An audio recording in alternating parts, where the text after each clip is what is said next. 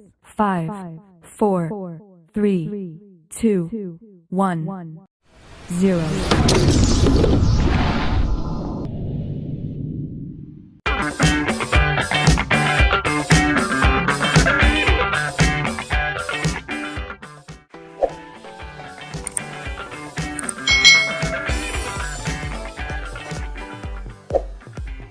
Hai. Selamat datang di channel YouTube Kak Citra. Apa kabarnya adik-adik semuanya? Kak Citra berharap kalian dalam keadaan yang baik dan sehat ya.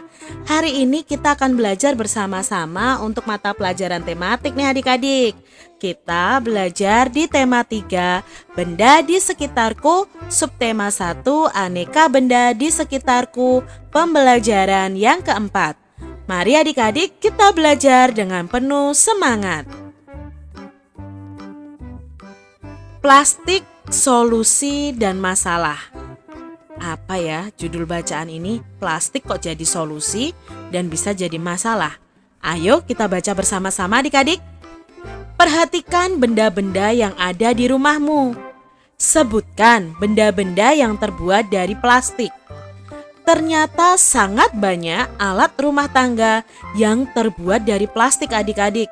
Mulai dari ember, gayung, sampai sendok sayur. Kantong kemasan dan botol air minum juga terbuat dari plastik. Sekarang ini banyak sekali benda berbahan dasar plastik. Mengapa ya adik-adik ya? Ya karena plastik itu murah dan tahan lama. Bahan dari plastik tidak dapat menyerap air atau tidak tembus air. Plastik pun mudah dibentuk dan ringan adik-adik. Oleh karena itu, plastik itu dapat dibuat menjadi berbagai benda. Plastik memberikan banyak manfaat untuk manusia. Akan tetapi, plastik itu juga menimbulkan masalah adik-adik. Plastik itu membutuhkan waktu yang sangat lama untuk terurai secara alami. Sekitar puluhan bahkan ratusan tahun dibutuhkan untuk menguraikan plastik ini secara alami. Coba adik-adik perhatikan tabel berikut ini. Bandingkan waktu yang dibutuhkan plastik untuk terurai secara alami. Lihat di sini adik-adik, ada benda, contohnya kertas. Kalau kertas itu terurainya agak cepat adik-adik, 2-5 bulan. Kardus 5 bulan. Kulit jeruk 6 bulan. Puntung rokok itu bisa 10 tahun terurainya. Kulit sepatu bisa 25-40 tahun. Nah, kamu lihat nih adik-adik, plastik sejenis bungkus deterjen itu bisa 50-80 tahun. Membusuknya butuh waktu terurainya tuh selama ini. Plastik itu 50-100 tahun. Sangat lama ya adik-adik ya. Kalau kita buang plastik hari ini, 100 tahun itu belum tentu akan terurai. Kaleng soft drink ini adik-adik ya, ada waktu yang dibutuhkan untuk terurai 80-100 tahun juga. Aluminium, baterai, kantong plastik atau tas kresek itu 10-20 tahun. Styrofoam, nah ini styrofoam itu tidak dapat diuraikan adik-adik, jadi tidak bisa membusuk. Wow, ternyata plastik itu bermanfaat tetapi juga menimbulkan masalah untuk manusia. Jadi kamu dapat membayangkan adik-adik, apabila membuang kantong plastik sekarang, kantong plastik akan terurai 10-20 tahun yang akan datang. Untuk mengurangi sampah plastik dapat dilakukan dengan 3 cara. Cara tersebut yaitu reduce atau mengurangi, reuse menggunakan kembali, dan recycle itu mendaur ulang. Nah, atau biasanya kita sebut dengan 3R atau 3M. Nah, adik-adik ya, kita pelajari satu persatu. Nah, sekarang reduce adalah mengurangi penggunaan plastik. Contohnya, ketika berbelanja, sebaiknya kita membawa tas belanja sendiri sehingga tidak perlu menggunakan kantong plastik. Nah, saat ini sedang digalakkan untuk berbelanja di supermarket atau di mall itu tidak boleh memakai plastik adik-adik. Jadi kita membawa kantong belanja sendiri. Lalu berikutnya ada reuse. Nah, ini adalah memanfaatkan kembali sampah plastik. Misalnya, sampah kemasan botol minum digunakan untuk membuat pot bunga. Sampah plastik bisa menjadi kerajinan tangan adik-adik. Nah, di sini ada sendal, ada topi, lalu ada tas dari sampah plastik adik-adik. Lalu kegiatan berikutnya adalah recycle. Nah, recycle ini adalah daur ulang sampah plastik. Biasanya ini dilakukan di pabrik. Sampah plastik diolah menjadi barang baru yang dapat dimanfaatkan lagi. Kamu dapat membantu proses daur ulang dengan mengumpulkan dan mengelompokkan sampah plastik. Sampah plastik tidak boleh dicampur dengan sampah lainnya. Berikan sampah plastik itu kepada pemulung atau petugas kebersihan. Merekalah yang akan membawanya ke pabrik daur ulang sampah. Nah, di sini ada pesan untuk kita semua adik-adik.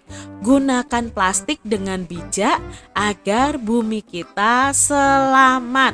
Nah, ini adalah logo dari 3R tadi atau 3M ya. Reduce, reuse, dan recycle. Adik-adik, amatilah lingkungan di sekolah kalian masing-masing. Apakah banyak sampah plastik dari kemasan kantong yang berasal dari plastik nih, kemasan makanan, kemasan minuman yang dari plastik atau dari kaleng? Coba amati. Boleh di sekolah kalian, boleh di lingkungan rumah kalian masing-masing. Bermusyawarahlah bersama teman-temanmu adik-adik. Musyawarah tentang cara mengurangi sampah plastik di sekolah. Nah, kalau di sekolah Kak Citra saat ini sudah banyak mengurangi sampah plastik. Anak-anak harus membawa bekal makanan itu menggunakan tempat makan mereka. Lalu bekal minuman ya ditaruh di tempat minum mereka masing-masing. Itu salah satu cara untuk mengurangi sampah plastik.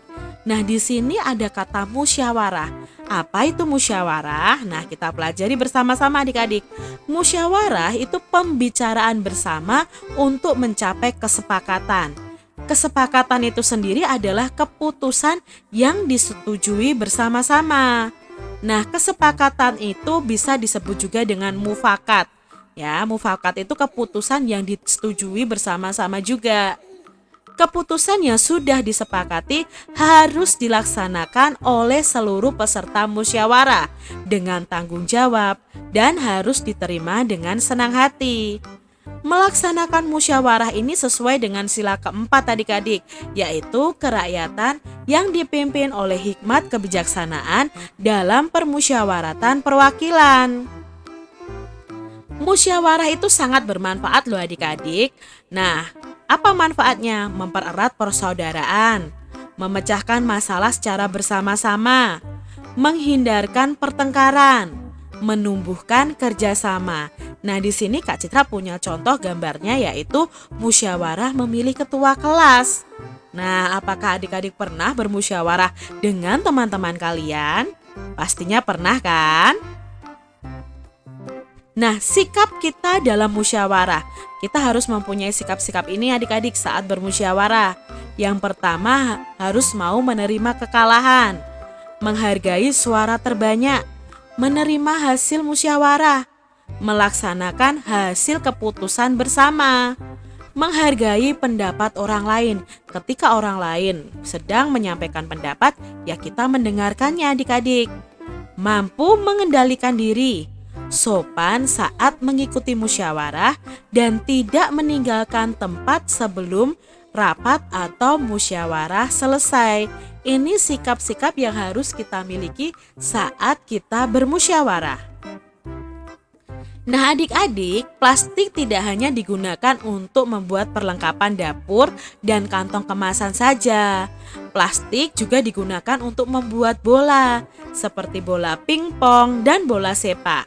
Banyak permainan yang menggunakan bola adik-adik. Contohnya antara lain bola tangan. Bagaimana ya cara bermain bola tangan? Nah ini adalah permainan bola tangan. Bola tangan ini hampir sama adik-adik dengan sepak bola. Tapi kalau sepak bola itu kan menendang bola memakai kaki. Nah bola tangan ini melempar bola dengan tangan kita. Bagaimana ya aturan permainannya? Nah, permainan dimainkan di lapangan. Permainan ini dilakukan oleh 2 kelompok. Setiap pemain harus memasukkan bola ke gawang lawan. Bola harus dioperkan pada teman satu tim. Setiap pemain harus mengoperkan bola setelah melangkah paling banyak 5 langkah. Nah, jadi setelah 5 langkah harus segera mengoper bolanya ke teman yang lain. Kelompok yang dapat memasukkan bola sebanyak-banyaknya ke gawang dengan melempar, itulah pemenangnya. Nah itu tadi cara bermain bola tangan. Demikian tadi adik-adik pembahasan kita di tematik tema 3 subtema 1 pembelajaran yang keempat. Semoga adik-adik memahami ya apa yang Kak Citra sampaikan. Sampai jumpa lagi di video pembelajaran Kak Citra selanjutnya. Tuhan memberkati. Jangan lupa tekan tombol subscribe, lalu tekan loncengnya, tekan juga tombol like, lalu share ke media sosial kalian. Jangan lupa untuk ikuti media sosial Kak Citra. Terima kasih.